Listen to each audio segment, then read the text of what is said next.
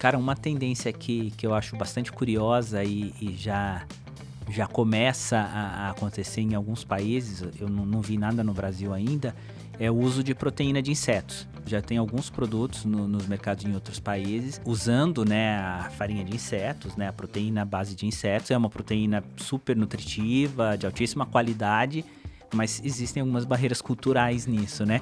Então não sei exatamente como isso vai acontecer pro futuro aí. Acho que tem alguns caminhos um pouco nebulosos ainda para entender se a gente vai conseguir ou não. Até pensando por essa questão desse fenômeno do self estendido, da antropomorfização, ou seja, talvez eu não comesse uma proteína de inseto, então como é que eu vou dar uma proteína de inseto pro meu cão? Apesar de ser um produto de extrema qualidade, muito nutritivo, entendeu? Sem nenhum prejuízo, mas tem a questão imagina, cultural. né? Na China você tem churrasco de grilo, né? Aqui não é comum, né? Então sempre tem uma barreira cultural aí, né? De um país para o outro que a gente tem que entender também. Tropicalizar alguma coisa assim é muito difícil, muito complexa, né?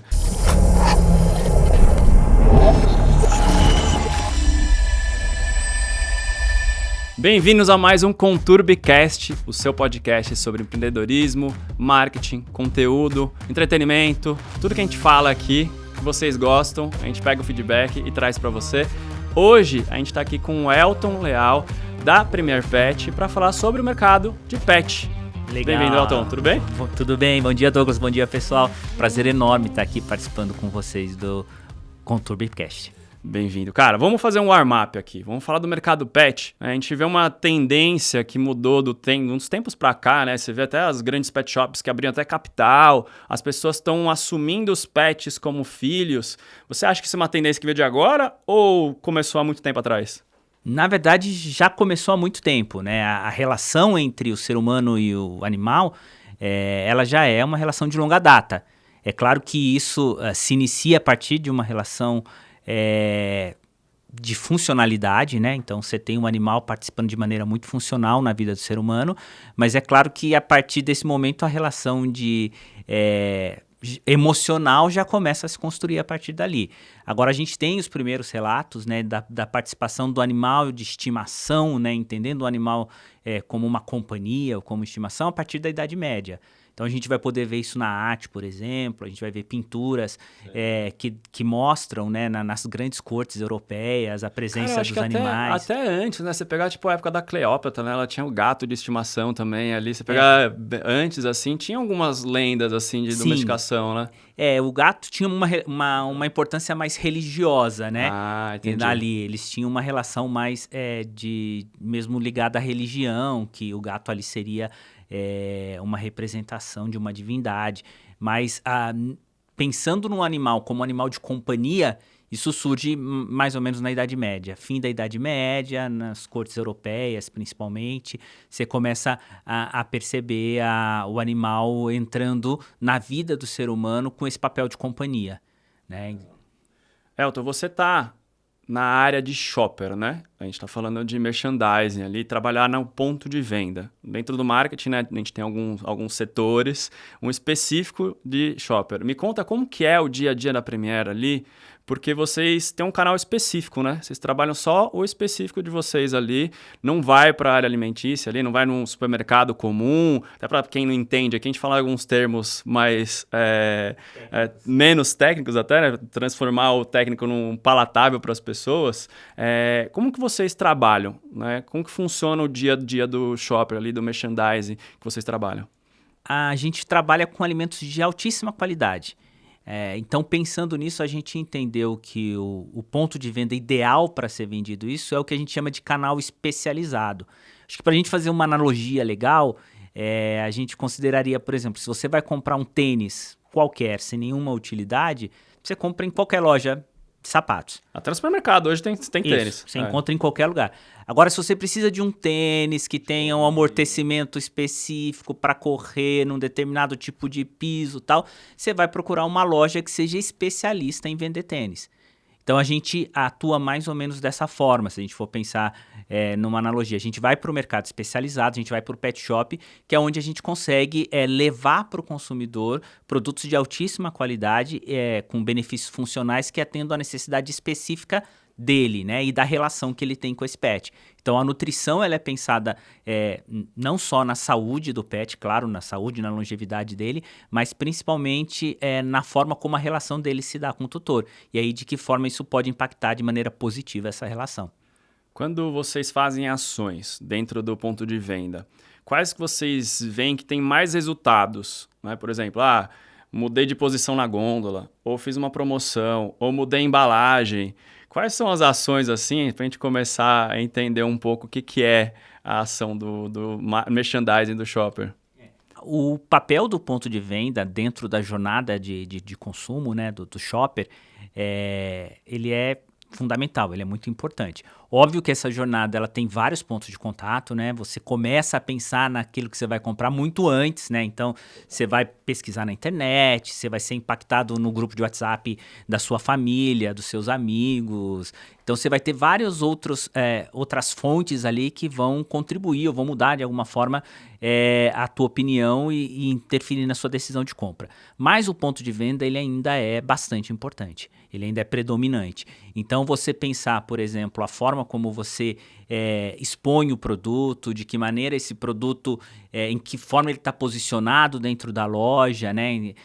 Pensar, por exemplo, a comunicação que eu vou fazer em termos de comunicação educacional mesmo para esse shopper, para ele entender os diferenciais.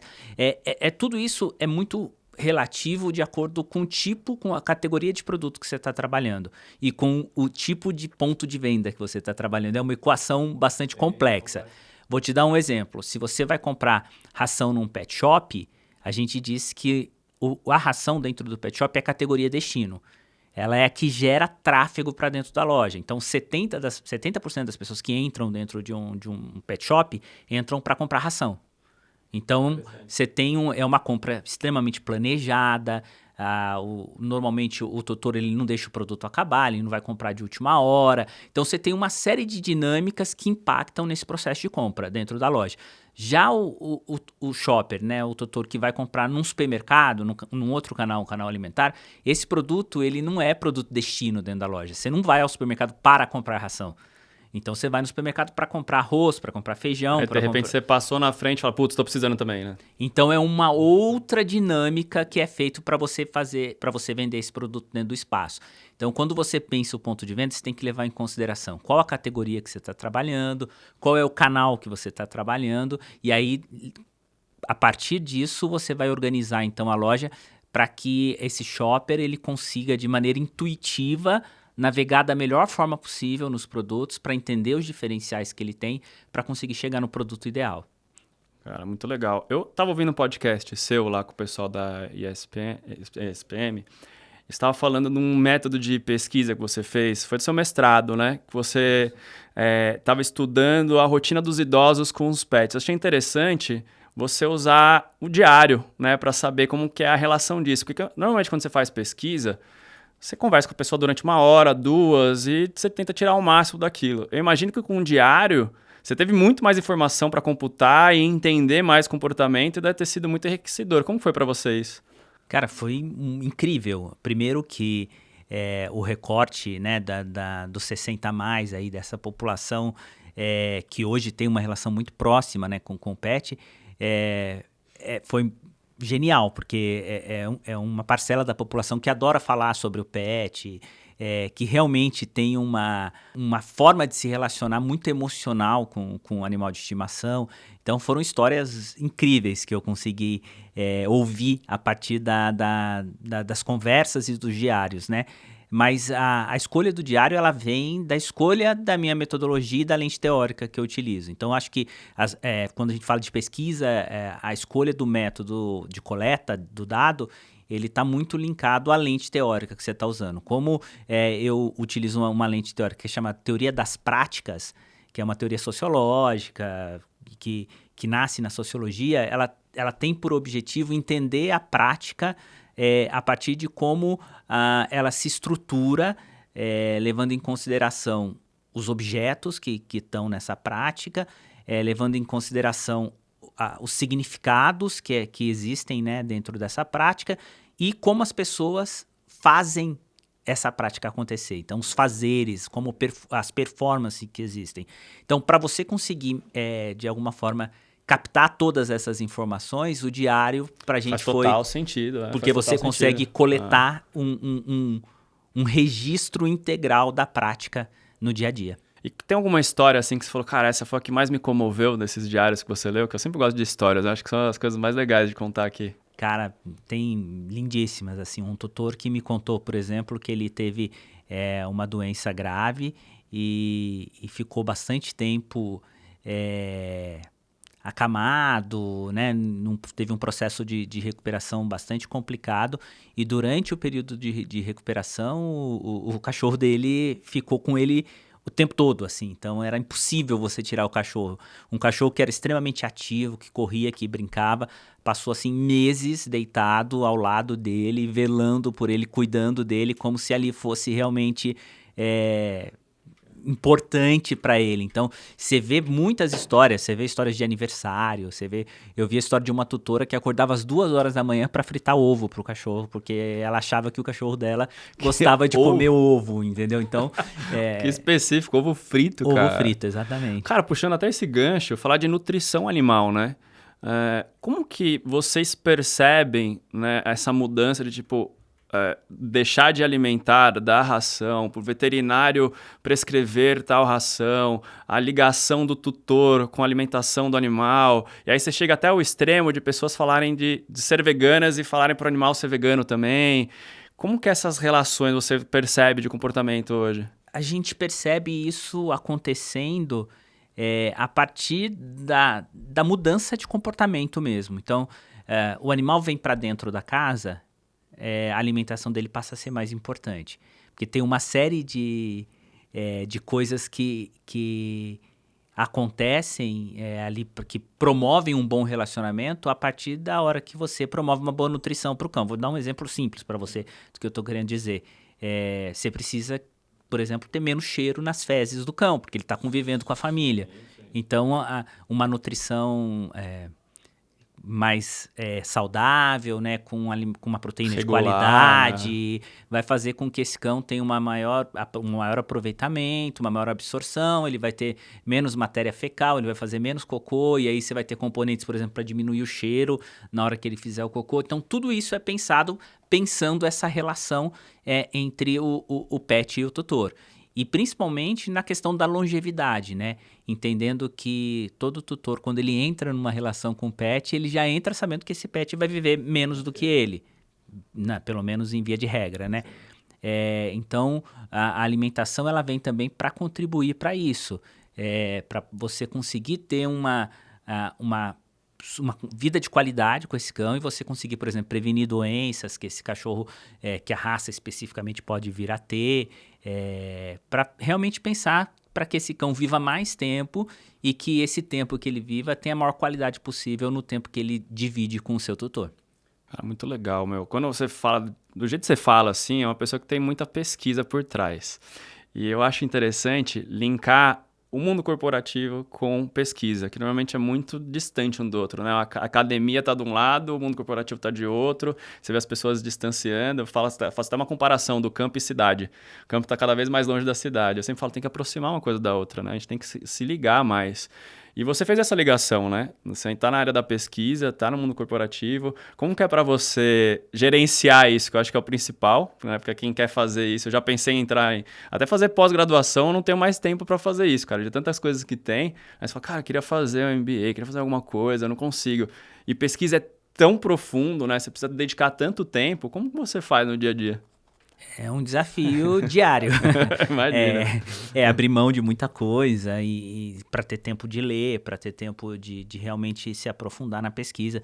Mas eu trabalho na Premier há 8 anos e é uma empresa que está profundamente engajada e comprometida com o desenvolvimento em todas as dimensões do negócio. Então, seja com com um profissional da medicina veterinária, seja com o nosso parceiro de negócio, que é o lojista do canal especializado, a gente sempre procura levar para eles informação de qualidade, de pesquisa científica, realmente comprometido com informação de altíssima qualidade. Então, já foi meio que a minha cultura na empresa desde que eu entrei. E aí, claro, já era um sonho de muito tempo, também fazer o mestrado, fazer o doutorado, e eu acabei aproveitando que eu tinha o espaço para isso dentro da companhia, dentro da empresa, e entrei nessa aventura aí. Mas é um desafio diário, porque exige muita leitura, exige muita dedicação, exige muito preparo, né, muito aprofundamento, e nem sempre a gente tem tempo suficiente para isso, ainda mais com uma vida executiva, de às vezes trabalhar 12, 14 horas por dia, né? Então a gente faz da maneira que a gente pode, mas é muito recompensador.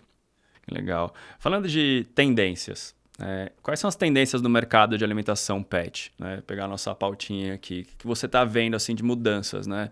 Coisas mais específicas? Ou o cara está comprando mais volume, menos volume? Que tipo de tendências vocês mapeiam? Cara, a gente vê tendências, claro, né, de uma maneira muito ampla, entendendo o negócio, entendendo o mercado, entendendo o comportamento, né? Pensando um pouco em alimentação pet, né, a gente percebe que uma das tendências é a premiumização do alimento, né? Então, cada vez mais, o mercado brasileiro ele se torna um mercado de alimento de alta qualidade, né? A gente já conversou aqui hoje mesmo falando que antigamente o cachorro comia o resto da comida. resto que sobrava lá, morava no quintal. Hoje não. Hoje o cachorro ele come um alimento de altíssima qualidade, pensando em alimento funcional, pensando na longevidade dele, em ter uma nutrição de alta qualidade. Então, alimentos cada vez mais premiums. Então, compostos por alimentos, inclusão de alimentos funcionais. E aí, em decorrência disso, a gente vê algumas tendências surgindo junto, como, por exemplo, suplementação.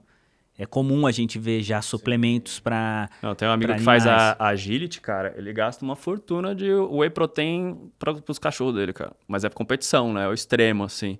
E ele falou, cara, eu como veterinário também receito isso para os cachorros que eu cuido, principalmente pós-operatório, que ele é cirurgião ortopédico, né, de cachorro. Ele falou, cara, pós-operatório, quando entra com a suplementação, você fala, cara, olha como ele tá ligado já. E nem é todo mundo que pensa nisso, né? Tem médico que não pensa nisso, né? O veterinário pensando nisso, olha que importante. A gente já tem produtos hoje onde na própria fórmula da ração a gente já coloca o whey protein. Que legal. Então, já pensando justamente nessa questão. Então, a suplementação é algo importante, seja já a suplementação que vem no próprio alimento industrializado ou a suplementação que vem à parte mesmo, né? Pensando em sistema imunológico, os ômegas, pensando na articulação do cão. E aí é sempre isso muito de acordo com a característica da raça, né? Então, cada raça ela tem uma característica específica, ela é mais ágil, ela corre mais, ela tem alguma questão anatômica específica que interfere ali no ciclo de vida. Genética também, né? Tem uns cachorros que já vêm com algum problema genético ali, que a alimentação ajuda a balancear um pouco. E a prevenir problemas futuros. Então, isso também é uma tendência muito grande. Outra tendência que a gente percebe é a questão do estilo de vida. Então, quando a gente faz estudo científico, né, da relação entre ser humano e pet, a gente vê que essas relações elas se dão por algumas lentes teóricas, né? Então, pode vir pela forma em que o ser humano coloca características humanas no pet, a gente chama isso de antropomorfização. Pode vir, por exemplo, de como o ser humano estende para o pet aquilo que ele pensa dele. Você vê, eu pensei até nos memes, né? Que tem tipo um husky siberiano na Sibéria, no meio do gelo e tá não sei o quê. Aí de repente tem um husky aqui em São Paulo com blusinha, né? É tipo isso, né? Ele não precisa. Não precisa. Porém, o ser humano vai entender nessa relação que ele tem algumas características e outras coisas. Você já deve ter ouvido alguém falar para você, meu cachorro, ele é muito bravo. Ou ele não se relaciona bem com outros cães, entendeu? Na verdade, isso não é uma característica da espécie. Isso é uma forma do ser humano olhar para o comportamento do cão e colocar nele características que são nossas, né? Que são humanas. É o mirroring, né? Mais psicologia, ou menos. Exatamente. Uma outra característica, uma outra lente teórica é o self-estendido. Então, a gente também passa, né? A gente estende para o PET características que são nossas. Então, eu estou falando primeiro que ele pode colocar características que são humanas, de uma maneira geral, ou características que são minhas do tutor. Isso acontece também. E outras lentes para entender por status e outras coisas. Então, pensando a partir disso, o estilo de vida é algo que normalmente o ser humano, né, o tutor, ele estende para o seu pet.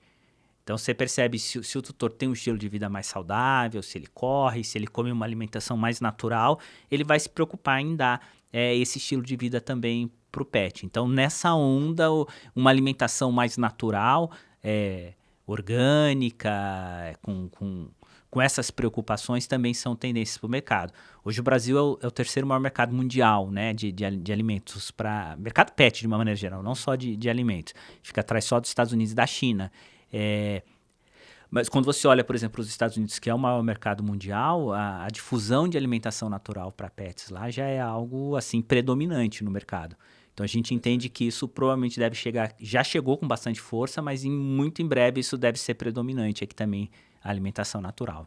E aí, falando de cadeia de produção, tem algumas grandes produtoras de rações, principalmente, que na cadeia elas já produzem alimento também. E aí que meio que aproveita, né? Como funciona isso? É uma coisa recente? É uma coisa que já surgiu assim? Né? Tipo, já faço alimento aqui, sobrou alguma coisa, vou aproveitar para fazer a ração, porque aí eu sou mais ecologicamente correto, entro na pauta ESG e tenho um produto a mais e gero receita. Ou isso foi uma coisa mais recente? Eu acho que tem essa preocupação dos dois lados. Então, tem a questão do não desperdício, de você aproveitar, né, toda a parte do insumo ali para alimentação, mas tem também essa questão de ser algo também que funciona por conveniência ali. Então, muitas empresas começam por aí, né, por esse caminho, né. Mas hoje em dia, quando você começa a pensar numa alimentação de altíssima qualidade, você já começa a ver alguma diferença disso, porque você precisa de insumo de altíssima qualidade também, né? E aí a gente começa a entender um pouco de diferença desse início, onde eu vou produzir um alimento industrializado. Hoje não, hoje eu compro um ativo de altíssima qualidade. Vou dar um exemplo de um produto nosso, onde a proteína que a gente utiliza é feita a partir do frango corim. Então, toda a ração é feita custo, só isso. Então, a gente consegue pensar, por exemplo, em toda a cadeia de vida desse frango que foi utilizado para fazer a ração, pensando... A rastreabilidade é uma coisa complexa, né? A gente fala de agricultura aqui, né? O agronegócio, e eles têm algumas dificuldades, né? Na cadeia toda de rastrear desde lá da ponta até chegar para o consumidor. Como que vocês fazem isso, né? Vocês têm os parceiros, vocês têm a parte de produção interna? A gente trabalha somente com parceiros de altíssimo nível, né? Quando a gente fala de alimento de alta qualidade, é isso, é a gente certificar a cadeia, entender a origem de cada um dos insumos que a gente está utilizando, trabalhar de maneira muito ética no mercado, né? Deixando muito claro para o consumidor o que está vindo dentro daquele alimento para o pet dele. Então, a gente tem todas essas preocupações. E ainda falando de ESG, que você falou lá, a gente tem várias iniciativas também, entendendo que é uma pauta urgente para o mundo, né? Assim, a gente precisa preservar o mundo onde a gente vive, mas também para o mercado. O mercado também entende e cobra isso das empresas, né? Então, dando alguns exemplos aqui, a gente tem uma certificação, que é a certificação LEED, que é uma certificação que pouquíssimas empresas no Brasil têm. A gente já é certificado há vários anos. A gente faz reuso de água, a gente faz replantio da flora no entorno de todas as nossas plantas. 100% de toda a energia que a gente utiliza hoje, ela vem de fonte renovável. Então, muito bom, a primeira, todas as nossas plantas, a gente não gasta, a gente devolve, né, na verdade, através de usina de energia solar, toda a energia que é gasta e com zero emissão de gás carbônico, né? Então, isso é extremamente importante. A gente tem projetos, por exemplo, de reciclagem da embalagem com logística reversa. Então, o tutor ele pode, por exemplo, entrar no nosso site, verificar os pontos de coleta e devolver a embalagem. A gente faz a retirada de toda a embalagem e encaminha essa embalagem para reciclagem, por exemplo. Cara, muito legal. Então, é uma pauta, assim, constante e importante, que a gente entende como essencial para o nosso negócio. E como funciona quando vocês vão lançar um produto novo? Você falou de tendências, viu o que está acontecendo no mercado. Cara, acho que vai sair um produto que a gente precisa lançar para o mercado aqui, que viu essa tendência. Qual que é a trajetória, né? Vai para um veterinário ou tem um veterinário interno? Como que é esse processo? Eu acho interessante saber como que surge algo novo. A gente tem um centro de desenvolvimento nutricional dentro da Premier, né? Então, a gente é uma empresa que produz conhecimento científico, que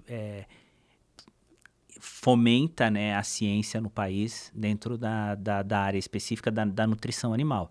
Então, todas as vezes que a gente faz um mapeamento de uma tendência ou faz um mapeamento de uma necessidade do shopper, porque isso pode vir de algumas fontes diferentes, né? A gente pode entender sinais de futuro, né? Tendências, sinais de futuro, ou a gente também pode olhar necessidades ali mais específicas do presente do shopper, né? Às vezes até formas de como o shopper se apropria de alguma coisa que talvez não seja o uso primeiro daquilo, mas se ele está usando aquilo por pet dele, a gente entende que existe uma necessidade. Então, a gente vai olhando para essa dinâmica do mercado, para essa percepção, sempre conversando com o shopper, conversando com o lojista, conversando com o mercado de uma maneira geral, e a gente vai desenvolvendo novos produtos dentro do nosso centro de desenvolvimento nutricional. Mas tudo que é feito lá é feito com rigor científico, Imagina. com todo o cuidado para realmente a gente entregar um produto que atende à necessidade a que ele se propõe. Pensando em mercado China e Estados Unidos, o que vocês viram lá fora, já que não chegou no Brasil ainda, que você acha que não faz sentido para a nossa cultura ou que daqui a um tempo vai fazer sentido? Cara, uma tendência que eu acho bastante curiosa e já começa a acontecer em alguns países, eu não vi nada no Brasil ainda, é o uso de proteína de insetos. Já tem alguns produtos nos mercados em outros países usando, né, a farinha de insetos, né, a proteína à base de insetos. É uma proteína super nutritiva, de altíssima qualidade, mas existem algumas barreiras culturais nisso, né? Então, não sei exatamente como isso vai acontecer para o futuro aí. Acho que tem alguns caminhos um pouco nebulosos ainda para entender se a gente vai conseguir ou não. Até pensando por essa questão desse fenômeno do self-estendido, da antropomorfização, ou seja, talvez eu não comesse uma proteína de inseto, então como é que eu vou dar uma proteína de inseto para o meu cão? Apesar de ser um produto de extrema qualidade, muito nutritivo, entendeu? Sem nenhum prejuízo, mas tem a questão imagino, cultural. né? Na China você tem churrasco de grilo, né? Aqui não é comum, né? Então sempre tem uma barreira cultural aí, né? De um país para o outro que a gente tem que entender também. Tropicalizar alguma coisa assim é muito difícil, muito complexo, né? Falando agora de futuro, assim, né? Que tipo de produto vocês acham, tirando esses de proteína, que está faltando no mercado? Ou embalagens diferentes? Ou coisas que a gente pode entregar diferente para o consumidor que a gente não conseguiu chegar lá ainda? Pergunta difícil, né? Pergunta de 1 milhão. Pergunta de 1 milhão. E talvez também, se eu tivesse uma resposta muito boa assim, a gente estaria produzindo em segredo de industrial. Vamos assinar o NDA, desliga a câmera.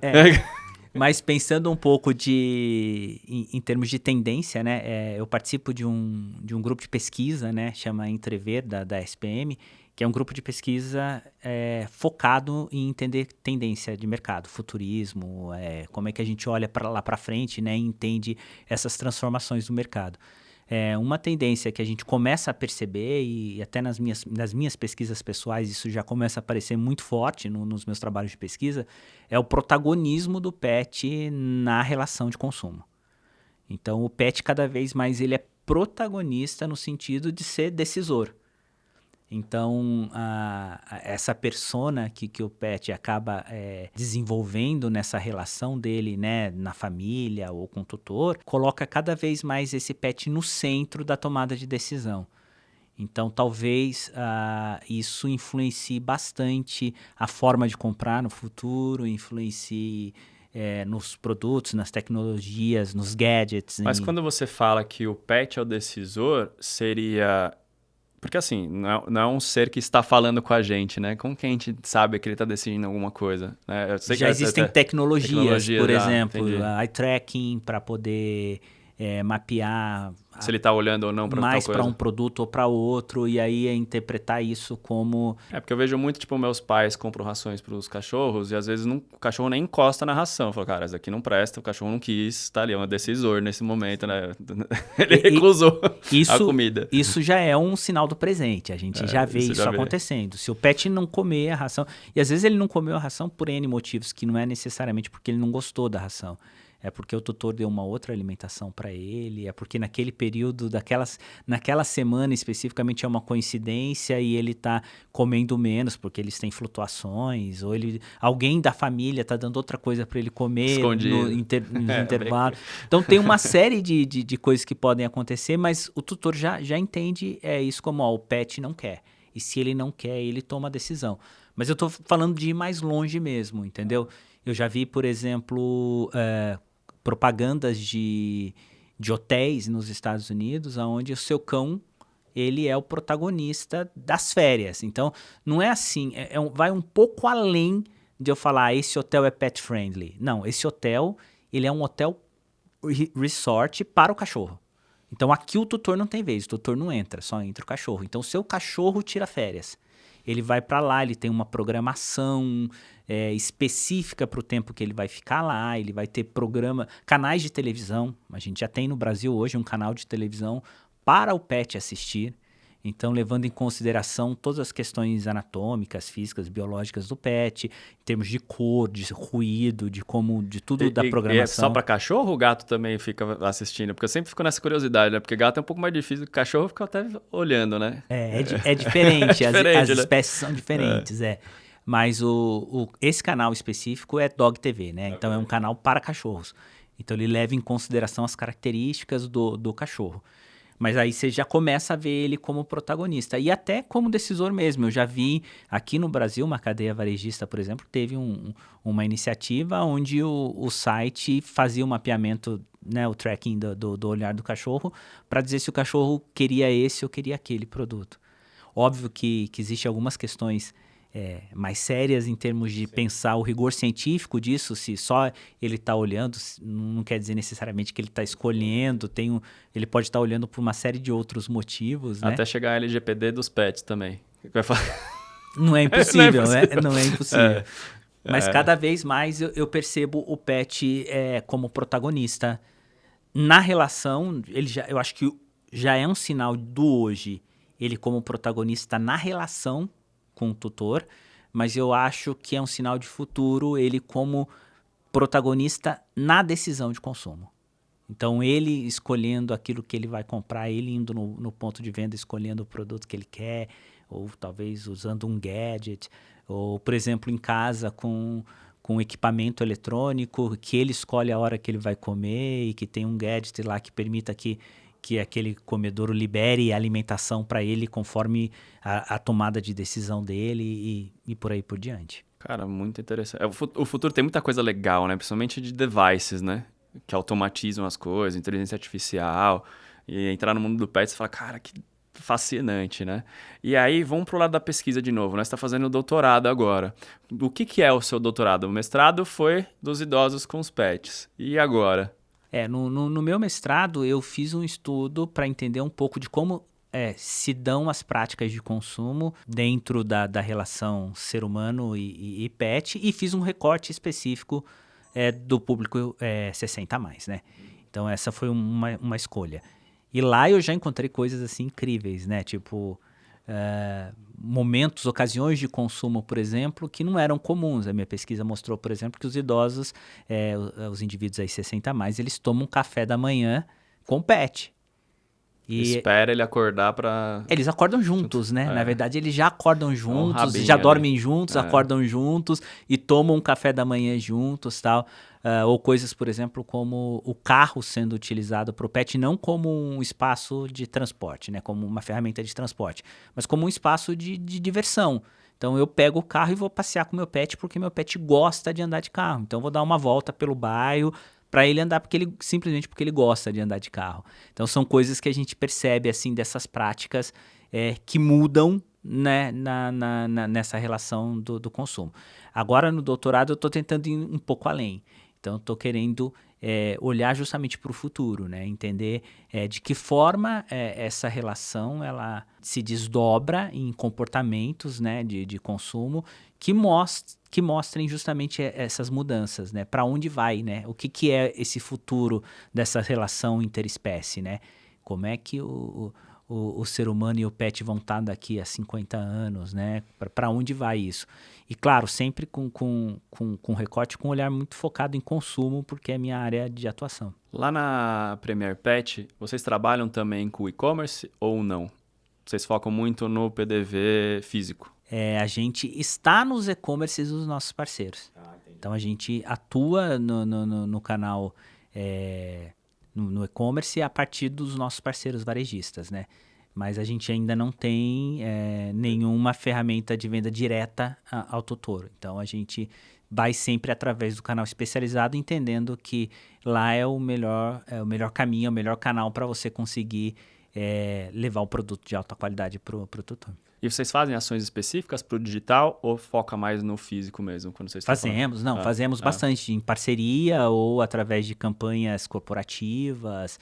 A gente trabalha muito forte o canal, mas a gente trabalha muito junto ao prescritor, então a gente tem uma estratégia muito forte junto aos prescritores. Então, estou falando de médicos veterinários, criadores que são aí as pessoas que ajudam o tutor a tomar essa decisão, né, da escolha de qual é a melhor alimentação, mas também a gente fala muito com o consumidor final, né? A gente tem, por exemplo, você tinha me perguntado antes da questão das tendências, né? A gente vê que, por exemplo, o pet, por participar muito da vida do tutor, ele começa a participar também dos momentos temáticos e que são pautados muitas vezes pela alimentação do dia a dia do tutor. Então a gente tem Natal, a gente tem Páscoa, a gente tem Festa Junina, que são momentos da nossa vida, da nossa cultura aqui, que são muito pautados pela alimentação. Então no Natal você tem uma alimentação específica, na Páscoa você tem uma alimentação específica, e às vezes essa alimentação ela não é saudável para o pet.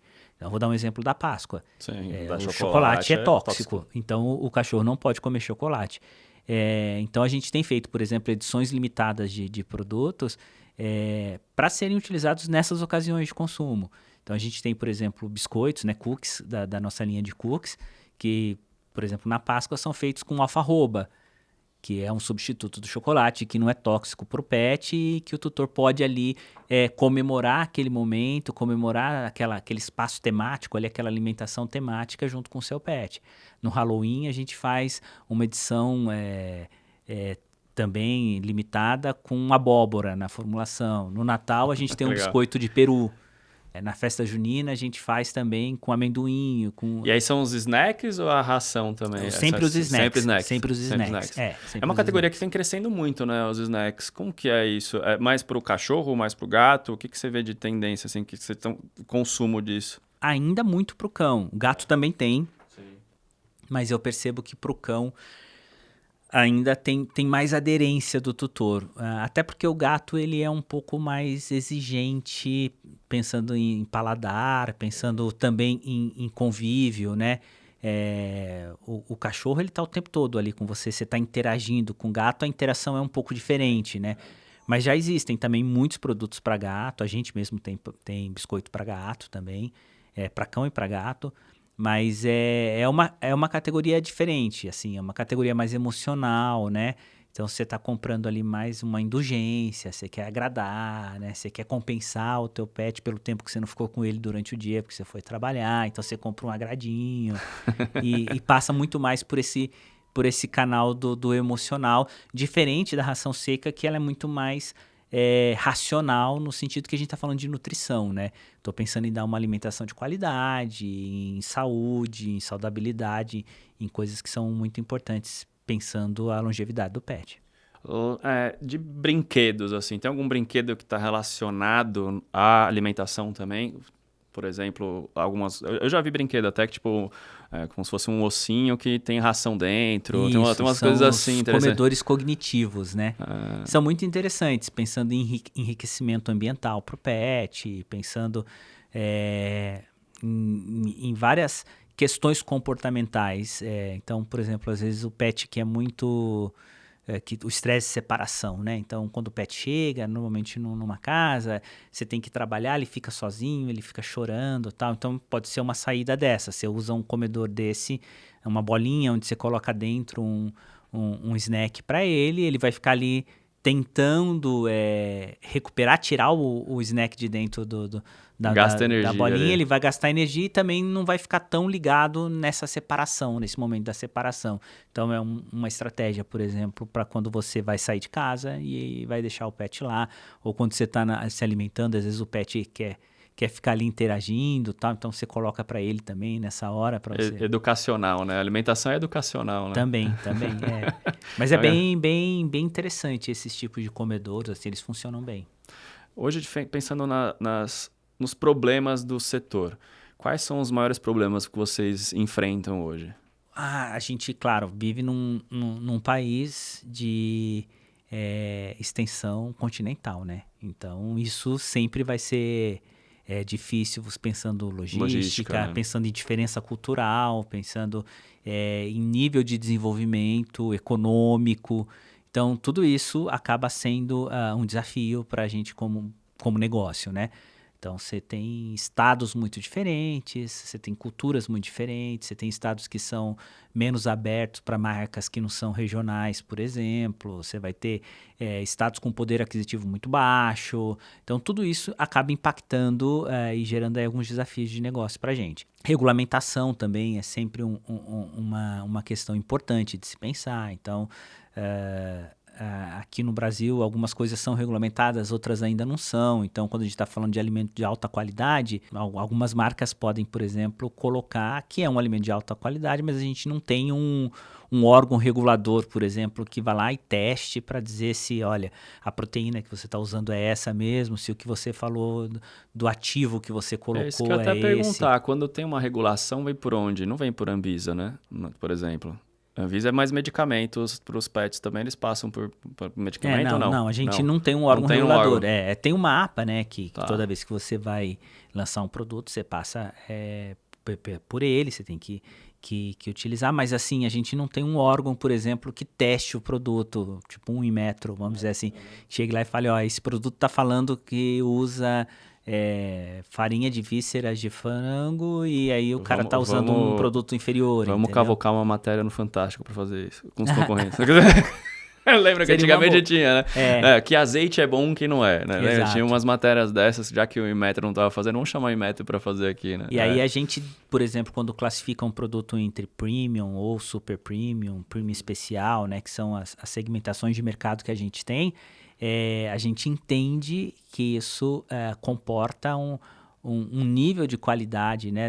Do insumo, da matéria-prima, do aproveitamento que o cão vai ter desse alimento, mas a gente não tem, por exemplo, isso regulamentado.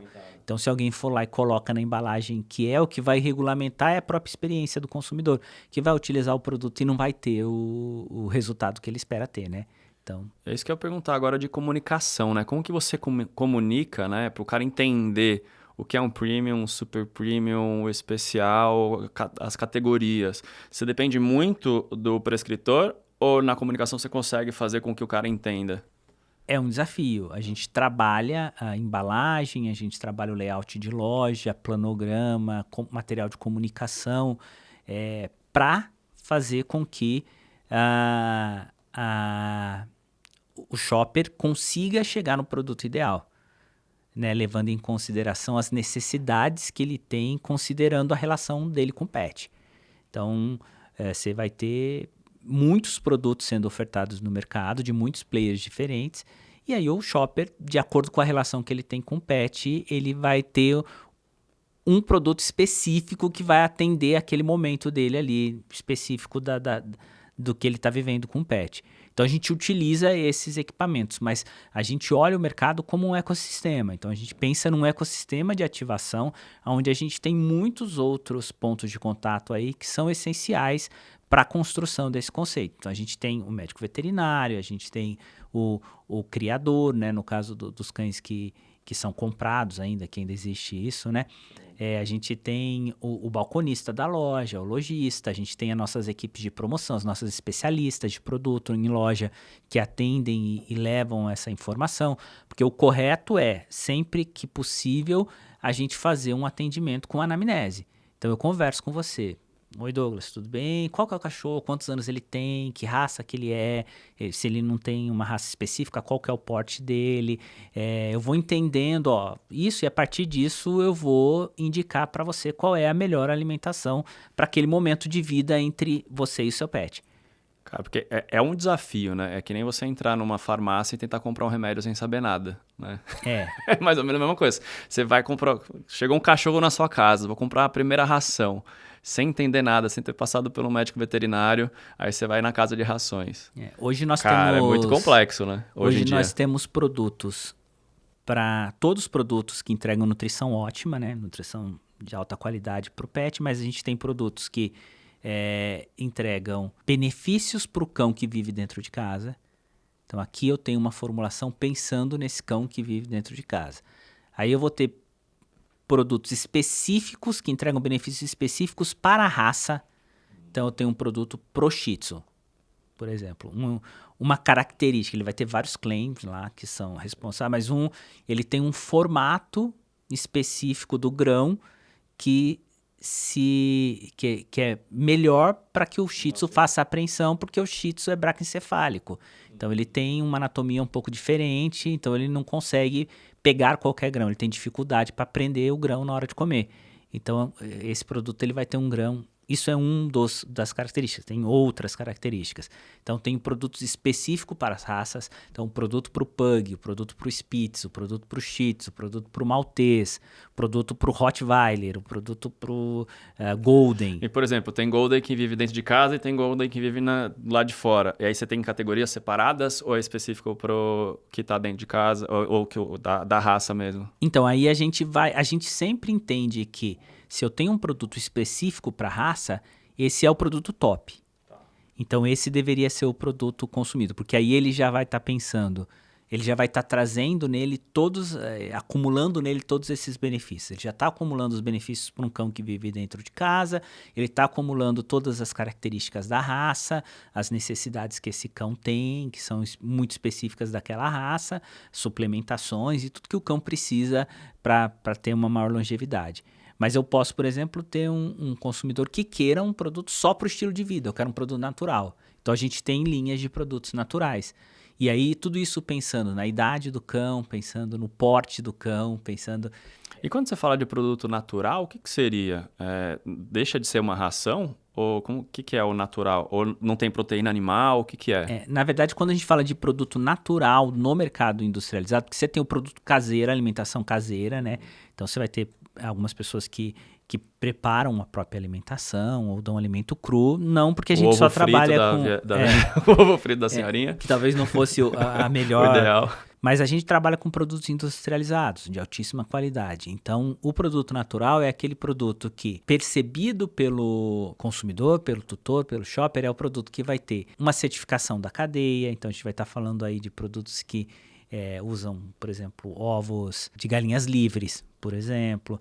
A gente está falando de produtos que tenham alimentos funcionais na formulação. Então, a gente vai trazer, por exemplo, carboidrato de alto valor, de baixo valor glicêmico, por exemplo, tipo batata doce. É um exemplo na formulação. A gente vai ter... alguns consumidores não querem transgênico, né? Então, a gente vai ter produtos que são livres de transgênico. Isso é até uma polêmica difícil hoje em dia, né? Com o agro, assim. Não existe nenhum... Que não tenha nenhum cruzamento genético, já rolou. Você pode comprar o grão certificado, né? Você ainda tem, claro que você tem uma limitação de produção, é muito mais caro, mas você consegue comprar. Mas não existe nenhum estudo rigoroso científico que mostra que a longo prazo o produto transgênico, por exemplo, vai causar algum malefício para a saúde, né, do pet. Porém, existem consumidores que preferem não comer, então a gente vai ter esse produto para ele que não vai ter e outras coisas, né, na cadeia. A gente tem, por exemplo, alimento úmido que é orgânico, que aí ele é 100% certificado, toda a cadeia é certificada, é um produto entregue realmente com selo de orgânico, né? Porque aí você sabe que tem uma certificação por trás e tal. Tem esse cuidado. Então, mas é uma outra categoria de produtos, né? Então a gente tem produtos naturais, tem produtos orgânicos. Então os naturais eles ficam mais nesse conceito dos ingredientes naturais que ele tem na formulação, de não ter corante na formulação, não ter aromatizante, não ter o transgênico, que são coisas que o tutor procura. Cara, é engraçado, né? O cara realmente passa o consumo dele pro pet, né? Como se fosse um filho mesmo, essa ligação de filho. Pensando em cases, né? Que case você fala assim, cara, esse foi o grande case desde que eu entrei na empresa aqui, que você fala, cara, esse marcou minha carreira, que você pode contar aqui pra gente? Eu acho que não é especificamente um case meu, mas acho que é um case da Premier Pet, que a gente foi a primeira empresa, a primeira indústria do mundo a fazer alimentos específicos para raça. Então, acho que isso é algo muito significativo para o mercado, né? Pensando numa empresa 100% brasileira, né? Numa empresa que produz conhecimento científico aqui no nosso país, a gente virou case para o mundo inteiro e hoje todas as grandes marcas globais têm produtos específicos para raças baseados nisso. E realmente é algo que muda a forma de você pensar a relação com o pet. Então, eu estou olhando para essa raça de cão, estou entendendo, né, as características genéticas, as características das raças anatômicas, biológicas dessa raça e estou preparando uma alimentação para ela que pense a longevidade desse pet, o bem-estar desse pet por muito tempo, né? Proporcionando realmente um ciclo de vida de maior qualidade, mas também mais longevo, né, para o pet. Cara, incrível. Eu não sabia que era de vocês esse conceito, cara. E hoje realmente é um padrão no mercado, né? Você tem, todas as grandes marcas também têm isso, né? Vocês são líderes de mercado também, desbravando isso. Eu acho muito legal, né? Falar com quem, tipo, fez o negócio acontecer e mudou o mercado, né? Isso é muito raro acontecer, né? Isso é muito legal. E como que foi esse processo lá dentro? Foi a partir da célula de inovação? Foi tipo um insight de alguém assim? Foi tipo, cara, vamos testar e faz... Eu gosto de falar de inovação, assim, que isso é muito inovador, né? Isso nasce talvez daquele tripé que a gente conversou no início, pensando muito em estar de olho no que é tendência, né? O que é entendimento de futuros possíveis. Então, tá sempre olhando para esses futuros possíveis. Também em ouvir a necessidade do shopper, do tutor, e ouvir o mercado, ouvir a cadeia varejista, ouvir quem está lá na ponta. Então, quando você olha para essas três pontas, né, entende os sinais de futuro, entende as necessidades que existem em quem compra e em quem consome, né? Aí, no nosso caso, vai ser sempre diferente, né? O shopper do consumidor. Por enquanto, vai ser... Por enquanto. Mas o cão como protagonista pode se tornar o shopper também. E pensando a cadeia varejista, pensando o nosso parceiro, que é aquele que está ali no dia a dia vendendo o produto. Então, olhando para esses três, essa é a nossa fórmula mágica, assim, olhar para isso, sempre estar de olho nisso para poder conseguir atender as necessidades do mercado e mais do que atender as necessidades do mercado, conseguir ser pioneiro em trazer inovação. Cara, Elton, muito obrigado. A gente passou aqui o tempo, nem senti o tempo todo aqui, já deu quase 1 hora já de podcast. Obrigado pela sua presença aqui, foi muito legal. Assim, eu sempre falo, meu projeto de vida, o Contribcast, é de aprender sempre com a pessoa que está aqui na frente. Eu falo, é o projeto Highlander. Eu não corto a cabeça da pessoa, mas eu pego um pouco do conhecimento dela toda vez que eu troco figurinhas aqui com a pessoa. Obrigado por todas as informações que você trouxe aqui.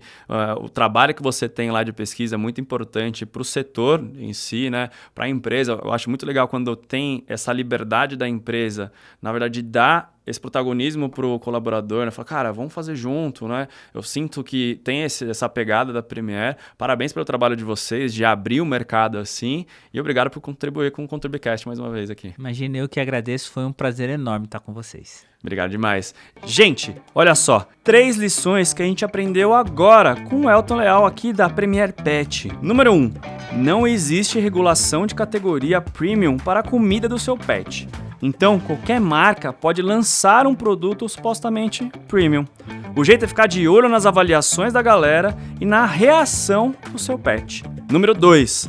a tendência da alimentação animal à base de proteína de insetos vai sair da China. Ela é bastante nutritiva e de altíssima qualidade. Sinto em dizer, mas seu cachorro comeria isso. Resta a nós aceitar essa realidade. Número 3. Fique de olho no tripé da inovação. Para isso, você precisa analisar a tendência dos futuros possíveis, ouvir a necessidade do cliente e atender às recomendações do mercado a partir da cadeia varejista. Assim, você tem mais chances de inovar com muito mais exclusividade. Gente, esse foi o ConturbiCast. Se gostou desse episódio, deixa seu like, deixa seu comentário aqui, compartilha com seus amigos. Você, médico veterinário, meus amigos que não assistirem esse podcast aqui, vão deixar de ser meus amigos. Anota aí. Até a próxima. Tchau, tchau.